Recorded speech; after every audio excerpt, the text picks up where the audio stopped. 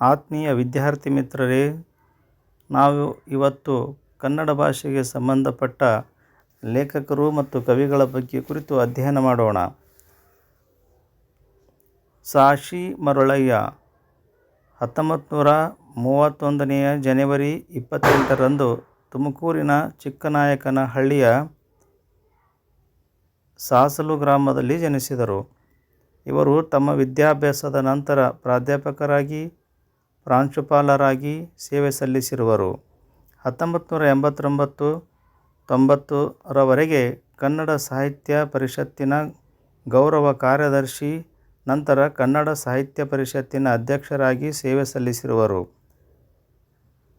ಶಿವತಾಂಡವ, ಕೆಂಗಲ್ಕಲ್ಲು, ವಿಪರ್ಯಾಸ, ರೂಪಸಿ, ಚೈತ್ರಜ್ಯೋತಿ, ವಿಜಯವಾತಾಪಿ, ಶಿವಲೀಲೆ, ಬಾರೋ, ಮೈಲಾರನೆ,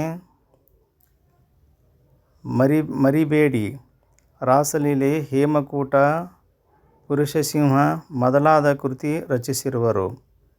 ಕೆಳದಿಯ ಅರಸರು ಮತ್ತು ಕನ್ನಡ ಸಾಹಿತ್ಯ ಮಹಾಪ್ರಬಂಧವನ್ನು ಮಂಡಿಸಿ 1971 ಕರ್ನಾಟಕ ವಿಶ್ವವಿದ್ಯಾನಿಲಯದಿಂದ PhD ಪದವಿ ಪಡೆದರು. ಇವರ ಕೆಂಗನಕಲ್ಲು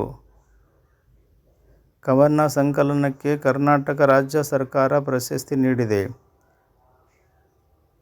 ಭಾಸನ ಮಕ್ಕಳು ಎಂಬ ವಿಮರ್ಶೆಗೆ ದೇವರಾಜ ಬಹದ್ದೂರ್ ಪ್ರಶಸ್ತಿ ಸಂದಿದೆ. ಮನಿಷಾ ಒಂದು ಸಂಶೋಧನಾತ್ಮಕ ಪ್ರಬಂಧ. ಕನ್ನಡ ಭಾಷಾ ಚರಿತ್ರೆ, ವೀರಶೈವ ವಿಚಾರ ಸಂಕಿರಣ, ಶೂನ್ಯ ಸಂಪಾದನೆ ಒಂದು ಅಧ್ಯಯನ, ಮಳ್ಳಿಗೊಂದು ಒಳ್ಳೆ ಮಾತು ಇನ್ನಿತರ ಕೃತಿಗಳು ಇವರು ರಚಿಸಿದ್ದಾರೆ.